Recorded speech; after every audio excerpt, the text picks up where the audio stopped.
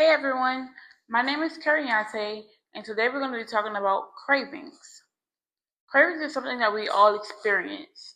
Everyone likes to drink sugary drinks, everyone likes to eat pizza, french fries, or hamburgers. But you may be asking yourself, how can you stop those cravings? Or what can you do instead in order to eliminate cravings late at night, during the day, or even while you're just sitting at home bored? Have you ever noticed how cravings can completely take over your day? You can be good, motivated, going strong, and then you'll think about sugary drinks. You'll think about food. You'll be thinking about pizza, french fries, ice cream. You'll think about everything that you're not supposed to be eating. Then you become completely unmotivated. It's okay. I've been there before as well. It's like you're fighting yourself. You're fighting your feelings. You're going against your brain, and then you're just trying to see how can you do better with yourself. Craving is something that everyone experiences, not just you. I used to think that I had a problem with discipline, but then I started to realize that me being disciplined wasn't the problem. It was the cravings that was interfering with myself that was actually the problem. Having discipline is being able to get up and do it even whenever you don't want to do it. But then those cravings start coming in your mind, and then you become undisciplined. Cravings go deeper than you think.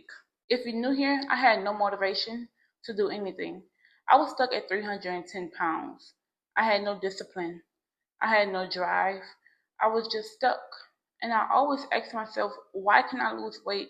Why can I get better for myself? What's the issue? I noticed that discipline wasn't the issue for me. It was more of the cravings that I wanted. I wanted the food because I thought I needed it. I didn't need that food. I wasn't hungry. I needed it because I smelt it. I needed it because it looked good. I needed it because I was emotional at the time. I needed it because I was stressed at that time. I needed it because I wanted to see how that food tastes. That's not discipline. Discipline is controlling yourself. When I was at my heaviest, which was the 310 pounds, my feet and my legs will always swell up. I will cry so much because I thought that it was from me working and the concrete that I was standing on or the walking I was doing every day. No, it was none of that. It was me being overweight. It was me not putting the food down. It was me not getting up and being disciplined in the morning or motivate myself to do better. All of that was me. I had the ability to control that. And because I overate, I was overdoing it. Then it came to a stopping point where I could no longer tolerate what was going on. I had to do something to improve myself. I knew my health was going to decline drastically if I would have kept on eating the food that I ate. So I created meal plans. I got up and worked out.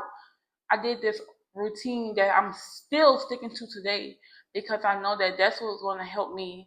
That's what's going to keep me motivated, keep me going, keep me enthusiastic to do the next thing. The biggest thing for me is that I would wake up at 11 o'clock p.m. or 12 o'clock a.m. eating a snack, looking for a snack, looking for a soda, looking for some ice cream. Butter pecan is my favorite. Or even looking for some gummy bears. All that sugar, that was not good for me. I'm not going to say that I've completely stopped eating all sugars because leaving away from that or separating yourself from that, it is hard and it takes time. And I do understand that. However, I'm not in the same predicament that I was before, and I'm not in the same situation as to I'm waking up at night eating the sugary foods. If I wake up at night and I feel that I'm craving something, grab an apple, grab a plum, grab some grapes, eat some watermelon, drink a bottle of water, and go back to sleep. That's all you need. That's all your body may need. Thinking that you are hungry when you're really not hungry, that's a craving. That's your body telling you, hey, I'm craving this. Let's go eat it. But you need to be disciplined enough to stop yourself and tell yourself, hey, we're not hungry. We just need water. We just need to rejuvenate our body. Let's get some of fresh fruit. No sugar cravings. So that way you're fighting yourself in order to make yourself better. Cravings happen whenever you're stressed, whenever you're bored, whenever you're emotional, whenever you're not getting enough sleep, or whenever you're not getting enough to eat. All of these are reasons why cravings can occur.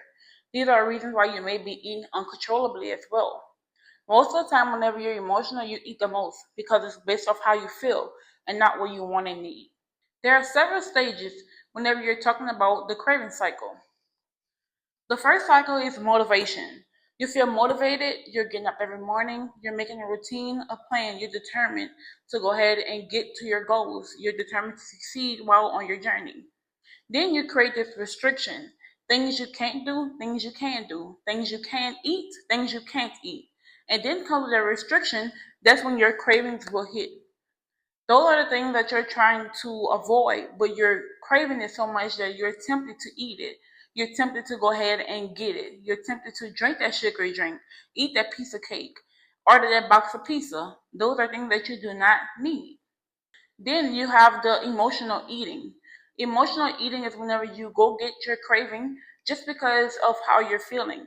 You know that it's not good for you or in your best interest at the moment. However, you're emotional at that time, so you're still going to eat and fall into that trap. That's emotional eating. Then your next stage is guilt. You ate the food, it tastes good, it smelled good, you enjoyed it. Now you're feeling guilty because you know you weren't supposed to have that. Now you're feeling frustrated, you're sad, you're angry with yourself because you know you won't meet your goal if you keep on eating those foods. If you're going to let your cravings influence you, your journey will never be successful.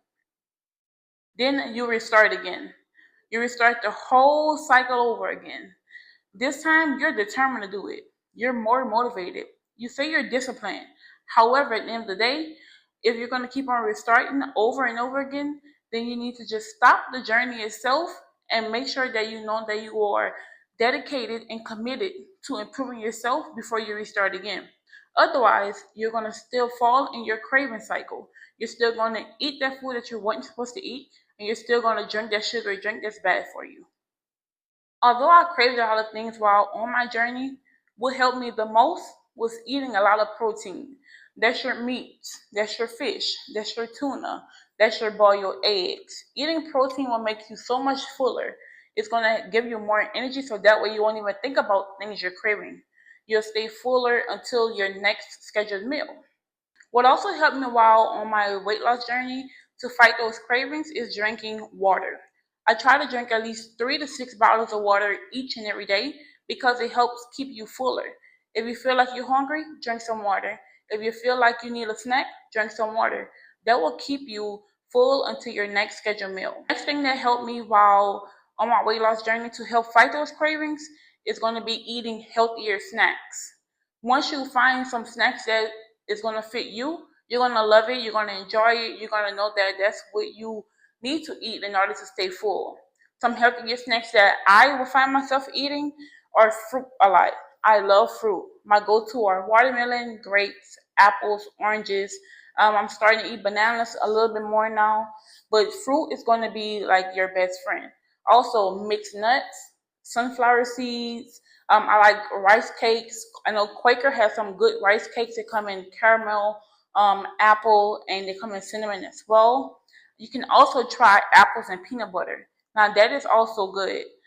Whenever you're eating these healthy snacks, you also want to make sure that you're proportioning your size so that way you won't be overeating your snacks either. Some other healthy snacks that I've eaten as well are vegetables. I love cucumbers, lettuce, tomatoes. Make a little small shelf salad, and that's gonna fill you up as well. You can also add some grilled chicken on top of that salad, some shredded cheese, light shredded cheese. Then you can also add a few pieces of bacon and top it with your dressing. It should be low fat. It should also be fat free. So be aware of the type of dressing that you're using as well to top off your salad or to eat as your dipping sauce. This may be harder for some people depending on what their schedule are, but make sure that you're getting enough sleep. You should be getting at least 7 to 8 hours of sleep each and every night. That way it helps you throughout the night, throughout the day. You're more energized. That way you avoid eating late night snacks because you're sleeping at the time. Getting enough sleep and having a good routine is going to help with your cravings as well. Stopping those cravings is going to start helping you better in the future. It's going to go ahead and have a physical effect on you, a mental effect on you, and an emotional effect on you as well. What I've noticed while doing all these things is that These 7 things actually help me better than doing a strict diet or focusing on forced discipline. Do these things, and I bet you will improve your cravings. You will reduce your cravings, and then you will just feel better at the end. When I first started my journey, I placed myself on these extreme diets, such as liquid only. I didn't eat anything the first week of my diet because it was straight water only. Of course, I was hungry. The water did fill me up. However, I had no protein to go behind it. I had no healthy carbs to go behind it. So once I got off that 1 week of water only, I'm going to say that it did help me. However, when I got off that 1 week of water, I was hungry. I was looking for the things that I was craving while I completed my week. I was looking for the snacks and the candy, the chips, the sugary drinks. And that made me fall back into the same cycle that I'm trying to prevent you from falling in. As we come to the end of this video, I want you to ask yourself 2 questions. What do you crave the most, and when do you crave those foods the most?